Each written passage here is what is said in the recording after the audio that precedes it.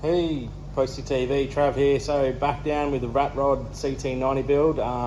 Just starting to put some stuff back together and get a bit of a wall sorted out. So what I normally do in my builds, I do on the camo build as well. Just get a board and basically start putting pieces up as I sort of get them, just so I know what I've got, what I need to get onto the bike. I fitted on the rear shocks.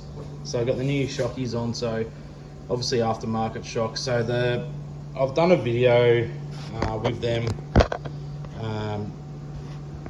with a Ct110 fitting aftermarket rear shock. So that was pretty much the same procedure as that one. So if you want to see how to fit those, you can go back and check out that video. Other than that, really, I've just fitted the tank back on. So everything's going to get another one sort of coat of that patina, even just like a steel wool, just to knock anything a bit flatter, and then another coat. So, but I thought that's all been coated underneath. I thought I'd put it back together and get it going. I'll do the start on the wheels and stuff soon. I've got some plastics, so brand new plastic. So I got to fit up the sit that there so it doesn't fall off. So there's some nice new plastics going up with the new wheels. You can see the sort of the look I was going for now. So I'm going to run the original air filter. I've got a replacement for that. So this fin here was all broken, damaged, so I've just cut that off. Maddie gave me that tip, cut that off, and leave it a lot of sand and smooth it all up. And then I've noticed if you hit it with a blowtorch, I saw it on one of the videos I watched, if you just lightly go over with a blowtorch, the gloss comes back into them. So when I do that, I might video that and put it on with the build, so you can see how I've done that. Run some new fuel hose, so got some good quality fuel hose, good quality clamps up inside underneath here, just so there's the other one. I'm just going to run that through. Good quality clamps in here, so I don't have to worry about any fuel leaks and anything in there. Yeah, so just sort of piecing it bit by bit. I'll put the tank on it. Sorry, the seat on the tank. I'm going to block off the end of the fuel cups and put some fuel in that tank. It was treated inside for rust, and I have neutralised it and I have sort of sealed it, but I'm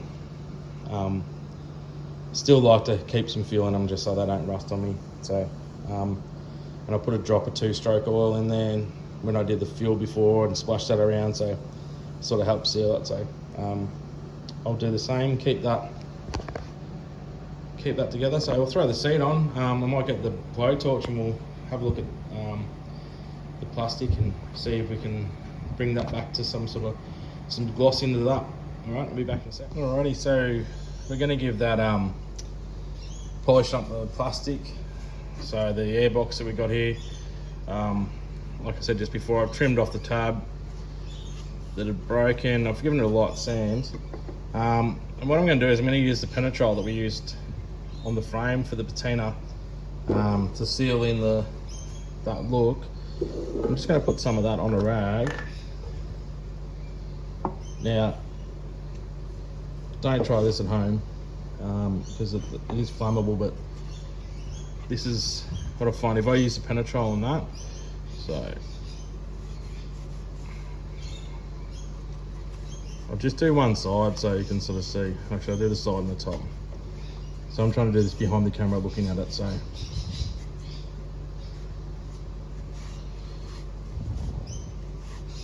I won't go too far with it. So already you can see the penetrol's brought that shine up to it. But then I'm going to actually do both. So I'll just start this away from anything hot.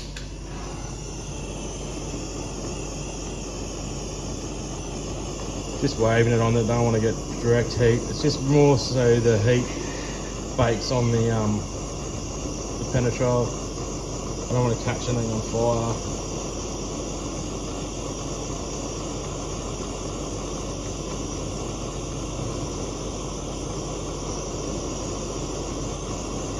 me if you can see that.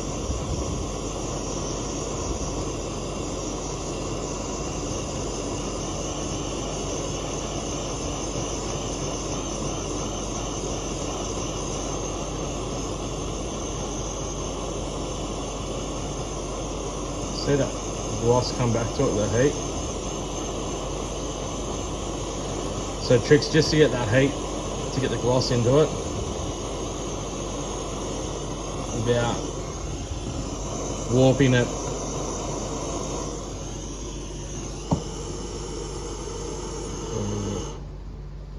So just concentrate on turning that off. Warping it or discoloring it, burning it. So as you can see there, that's, you know, that's our one. Let me see that side. So it's not perfect, but it's a lot cleaner. It's got its colour back too. The red's deeper than where it hasn't been done,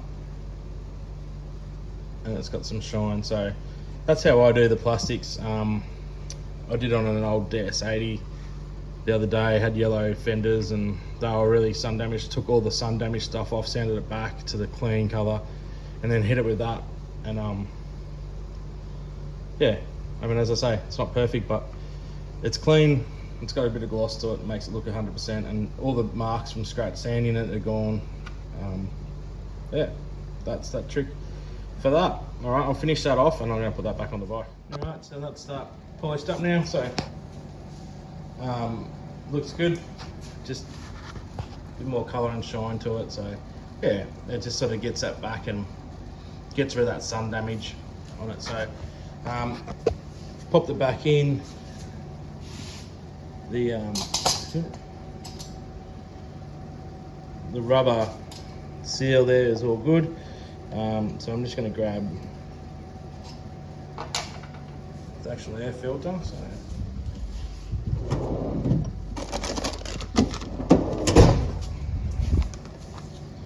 it's a new air filter, so I'll put that on and I'll put the screw. Okay, so I've got the air filter sitting inside there, nice and tight. Cover back on. I'm not sure if this is missing parts because the bike's so old, but it seems to work, and as long as that filter is sealed in, it's not going to get any dust in there. Alright, shake him up a bit, just compress that on in. So there's the air filter on, so throw the seat on it, and she's starting to slowly come back together. Alright, so the seat's back on. Air filter. So next I'm going to tackle the wheels and start getting into that side of it. So I'll do that in another video, and we'll start with the front wheels, get them on, start looking at the wiring. Still tossing up with the engine. What do I do with the bike? So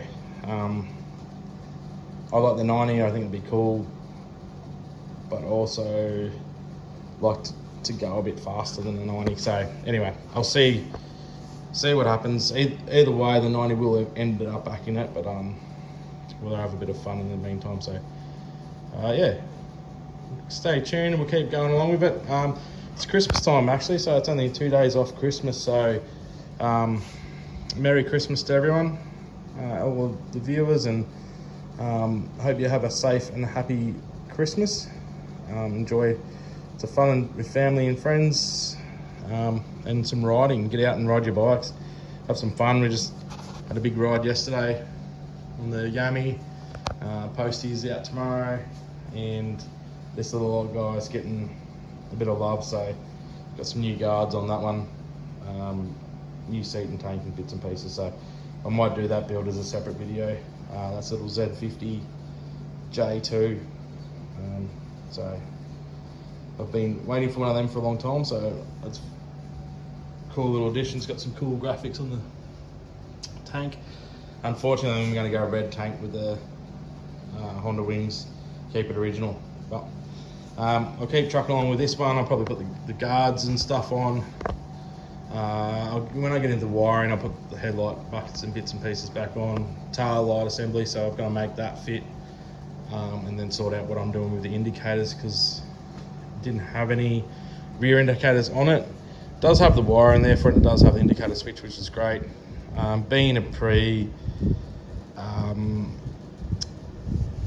75, I think it is, you don't have to have the same rules, local rules here with the indicators. You can get away with it, but if I can put them on, I will make it a bit safer. So, all right, all the best, Merry Christmas, and we'll see you next time. Bye.